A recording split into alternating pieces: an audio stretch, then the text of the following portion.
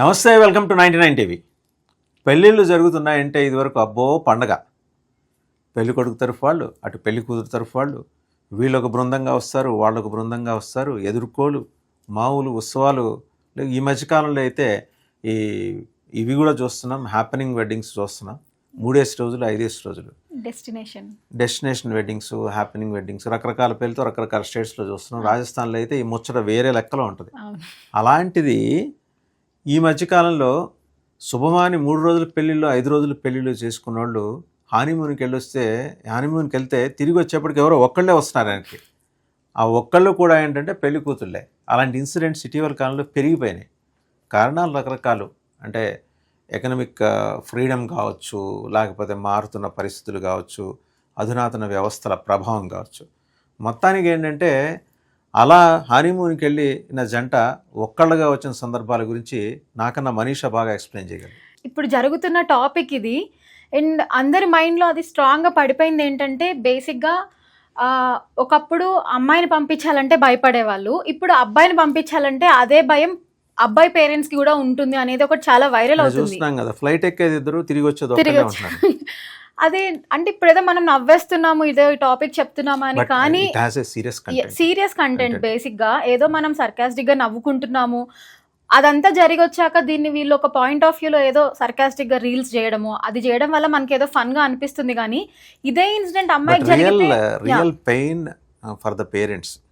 అమ్మాయి తల్లిదండ్రులు కావచ్చు, అబ్బాయి తల్లిదండ్రులు ఎవరైనా ఒకటే. వాళ్ళ కడుపున పుట్టిన బిడ్డ ఇలాగా ఏది విగత జీవిగా వెనక్కి వస్తాడని ఎవరైనా కోరుకుంటారా, అనుకుంటారా? హ్యాపీగా 100 years మంచిగా పెళ్లి చేసుకొని ఉండాలనే కోరుకుంటారు ఆబ్వియస్లీ ఎవరైనా. ఇప్పుడేదో మనం ఇలా ఒక టాపిక్ తీసుకొని ఒక లీడ్ తీసుకొని మాట్లాడుతున్నాము, బట్ ఇది చాలా సెన్సిటివ్ టాపిక్ బేసిక్ గా చెప్పాలంటే. And also such kind of incidents అంటే మీ నోటీస్ లో ఉన్నాయి? ఆబ్వియస్లీ సార్, ఇప్పుడు మనము ఏదైతే మనం యూట్యూబ్ చూస్తున్నా, వీడియోస్ చూస్తున్నా, ఇన్స్టాలో రీల్స్ చూస్తున్నప్పటికీ ఫన్నీగా చేస్తున్నారని చెప్పాను కదా, చాలా సెన్సిటివ్. ఇప్పుడు అదే అమ్మాయికి జరిగితే నిర్భయ కేసు జరిగింది, దాని మీద మనం ఇన్సిడెంట్ ని ఫన్నీగా తీసుకొని చేయలేము. బేసిక్ గా ఆ ఒక రేప్ ఇన్సిడెంట్ ని మనము జోక్ చేయలేము, కానీ ఎందుకు ఇలా అబ్బాయి చచ్చిపోతే దాన్ని జోక్ చేస్తున్నారా? నేను ఈ మధ్య ఒకటి చూసానండి, ఒక ఇన్స్టా రీల్ చూస్తే ఒక అమ్మాయి ఒక డ్రమ్ ఆర్డర్ చేసింది అమెజాన్, ఫ్లిప్కార్ట్. చాలా ట్రెండింగ్ సార్ ఇప్పుడు, అది బాగా ట్రెండ్ అవుతుంది. ఎందుకు ఆర్డర్ చేసింది? ఇప్పుడు ఎక్స్ప్లెనేషన్ కూడా ఏం లేదు. అంటే అబ్బాయిని ఎవరో ఏదో ఒక సమ్ నార్త్ లో ఎక్కడో సిమెంట్ తో కప్పేసి కాంక్రీట్ లో డ్రమ్ లో హస్బెండ్ ని పెట్టేసి కాంక్రీట్ అంతా వేసేసి పెట్టారు అనేది ఒక వైరల్ థింగ్. దానివల్ల ఇప్పుడు మనం జోక్ ని ఎక్స్ప్లెనేషన్ కూడా చేయక్కర్లేదు, జస్ట్ ఆ డ్రమ్ ఫోటో కింద వైఫ్ అండ్ హస్బెండ్ ఫోటో వేసారంటే అది ఒక పెద్ద జోక్ ఇన్సిడెంట్ లాగా అయిపోయే పరిస్థితి అయితే వచ్చింది ఇప్పుడు. అండ్ ఆల్సో ఇప్పుడు మనం ఇంకా చాలా రీల్స్ చూస్తున్నాము, ఆ రీల్స్ స్క్రోల్ చేస్తున్నప్పుడు ఏదో ఫన్నీగా అనిపిస్తుంది. చాలా మేఘాలయ ఇన్సిడెంట్ చూస్తే అమ్మాయి అస్సాం అనుకుంటాను, మధ్యప్రదేశ్ అస్సాము, మధ్యప్రదేశ్ తీసుకెళ్ళింది, మొగుడిని తీసుకెళ్ళింది, అక్కడ చంపేసింది. తర్వాత ఏదో మంచి చందమామ కథ ఒకటి చెప్పింది పోలీసులకి. 3 చిరపుంజిలో భారీ వర్షాలు పట్టడంతో ఎక్కడో మిస్ అయిపోయాడు. రకరకాలుగా నెరేషన్స్. ఎందుకున్నావు పోలీసులకి డౌట్ వచ్చి చెక్ చేస్తే నార్త్ ఈస్ట్ పోలీసులు 20 lakhs మొత్తం బయటపడింది. రాన్సమ్ ఎవరికో ఇచ్చి డబ్బులు ఇచ్చి చంపించేసింది. అంత నెసిటీ ఉంది. ఇప్పుడు ఇష్టం లేదు, వదిలేసుకోవడం, పెళ్ళే చేసుకోవద్దు. లేదా నాకు ఒకవేళ చేసుకున్నా కూడా ఇలాంటి పాసిబిలిటీస్ ఉంటాయి, అయితే డ్రమ్ములైనా తోసేసి చంపేస్తా, లేకపోతే ఎక్కడైనా తీసుకెళ్ళి హనీమూన్లో అడవుల్లో లోయలోనే పడేస్తాను ముందరే చెబితే వాడు జాగ్రత్త పడతాడు కదా. అండ్ ఆల్సో అసలు పేరెంట్స్ గా చెప్పొచ్చు కదా, డబ్బులు ఖర్చు అంతా ఉండదు, పెళ్లిదంతా కూడా మిగులుతుంది, అనవసరంగా డబ్బులు కూడా. అంటే కొన్ని సందర్భాల్లో ఇలా ఇప్పుడు ఈ 2-3 ఇన్స్టెన్సెస్ లో అయితే in both the cases what I was having understanding about that, నేను చదివిన దాన్ని బట్టి నాకు అర్థమవుతుందంటే ఇద్దరు కేసెస్లో ఆ అమ్మాయిల తల్లులకి విషయం తెలుసు. అవును, పాత వాళ్ళన్నా అవాయిడ్ చేసి ఉండాల్సింది కదా. అనవసరంగా వాడు ప్రాణం తీయటం దేనికి? వాడు మానవ వాడేదో ఇంకో పెళ్లి చేసుకుంటాడు, లేకపోతే చేసుకోడు, వాడు ఉద్యోగం బిజినెస్, ఆ తల్లిదండ్రులకు కడుపుకోతేగా. కరెక్ట్. అండ్ నేను ఇందాక మీరు ఇన్సిడెంట్ అడిగారు కదా, జస్ట్ నా పాయింట్ ఆఫ్ వ్యూలో చెప్తున్నా. అది ఎలా జోక్ ఎలా ఉందనంటే, హస్బెండ్ ఆఫీస్కి వెళ్ళి ఇంటికి వస్తాడు, వైఫ్ ఒక ఫ్రిడ్జ్ ఆర్డర్ పెడుతుంది, పాత ఫ్రిడ్జ్ రీప్లేస్ చేస్తుంది, ఏదో ఆఫర్ ఉంది అని చెప్పి. వచ్చి చెక్ చేసుకుంటాడు, ఏంటి నాకంటే హైట్ ఫ్రిడ్జ్ కొన్నది ఏంటి అని చెప్పి. అంటే ఆ ఉద్దేశం ఏంటి, రేపు పొద్దున అందులో పెట్టేస్తుందేమో అని. ఇంకొకటి, ఫోన్ వెళ్ళి వాళ్ళ అమ్మతోటే మాట్లాడుతుంది, తను ఏ ఎఫ్ఐఆర్ పెట్టుకోలేదు, అయినప్పటికీ డౌట్ వస్తుంది ఆబ్వియస్లీ. ఒక మిడ్ నైట్ లో ఇంతసేపు ఫోన్ మాట్లాడుతున్నారు దొంగతనంగా వెళ్ళి అని అంటే, మేబీ ఆమె వాళ్ళ అమ్మ గురించే మాట్లాడొచ్చు, ఏదో ఫ్యామిలీ ఇష్యూ మాట్లాడుకోవచ్చు. హస్బెండ్కి తెలియదు అనుకొని మాట్లాడుతున్నా, విందామని అనుకొని వెళ్ళినోడు కూడా వెనక్కి వచ్చేస్తాడు.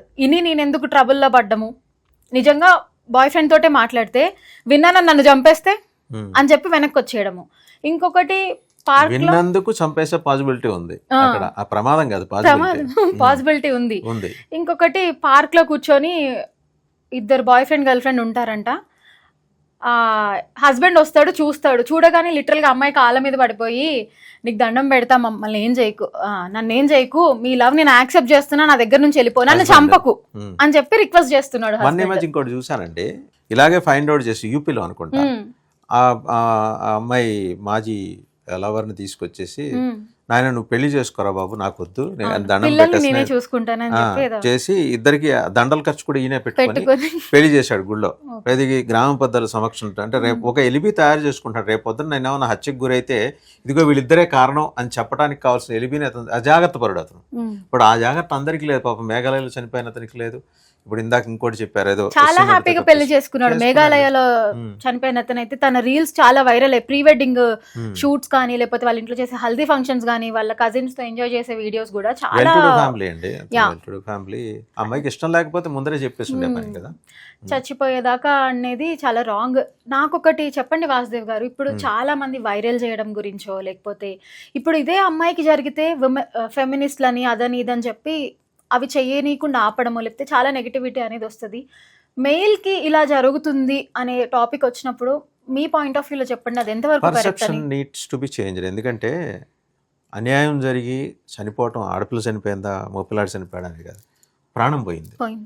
మగపిల్లాడి ప్రాణమైనా ఆడపిల్ల ప్రాణమైనా ప్రాణం పోయినప్పుడు ఏంటంటే దాన్ని ఈ లైటర్ వీల్లో తీసుకొని రీల్స్ చేయడం అనేది అంత అప్రిషియబుల్ కాదు. There must be some caution.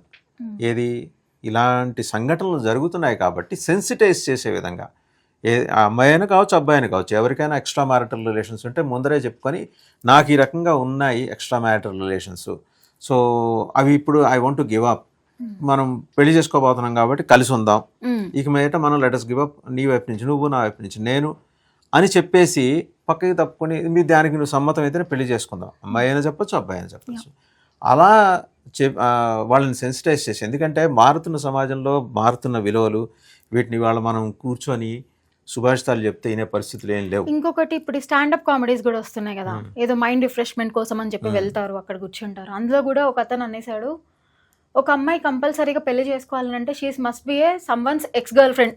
ఖచ్చితంగా నాకు ఒక పెళ్లి అవుతుంది అని అంటే తను ఆల్రెడీ ఒకళ్ళకి ఎక్స్ గర్ల్ ఫ్రెండ్ అయ్యే ఉంటుంది. దెర్ ఈస్ నో ఛాన్స్ నాకు వచ్చే వైఫ్ ఖచ్చితంగా ఒక్కటే వస్తుందని గ్యారంటీ లేదు, బట్ ఐ యాక్సెప్ట్ అని చెప్పి ఓపెన్ గా అబ్బాయిలు కూడా ఇప్పుడు తీసుకోగలుగుతున్నారు, ఒకప్పుడులాగా లేకుండా లేదు కదా, వెనకటి లాగా అయితే సమాజం లేదు. అండ్ అసలు స్టాండప్ కామెడీలో అలాంటి అంశాలు తీసుకొచ్చి మాట్లాడటం కూడా కరెక్ట్ కాదు. ఇప్పుడు అవే జరుగుతున్నాయి బేసిక్ గా, అది ఒక కామెడీగానే. అంటే ఎక్కడో ఒక చోట ఇవి కట్టేలు చేయాలి. అంటే సెన్సిటైజ్ చేయాల్సిన ప్రోగ్రామ్స్ ని సెటైర్స్ తోటి నింపడం అనేది అంత అప్రిషియబుల్ కాదు. ఇప్పుడు అలా అనుకుంటే ఇప్పటి వరకు నేను మెయిల్ పాయింట్ ఆఫ్ వ్యూ తీసుకొని మాట్లాడాను, అలా జరగడం కరెక్ట్ కాదు అని. చాలా టీవీ షోస్ లో కూడా ఉమెన్ ని చాలా డిగ్రేడ్ చేస్తూ, హౌస్ వైఫ్ ని చాలా డిగ్రేడ్ చేస్తూ కూడా చాలా షోస్ అనేది రన్ అవుతున్నాయి. అది కూడా కరెక్ట్ కాదు అలా చెప్పాలనుకుంటే. ఏ రకంగానూ కరెక్ట్ కాదు. నేను అనేది గయ్యాళిగా చూపించడమో లేకపోతే సతాయిస్తుందని అంటామో ఇవన్నీ కరెక్ట్ కాదు. రీల్స్ కూడా ఈ తరహా రీల్స్ అంటే చేయటం అంతగా మనం లెటస్ నాట్ ఎంకరేజ్.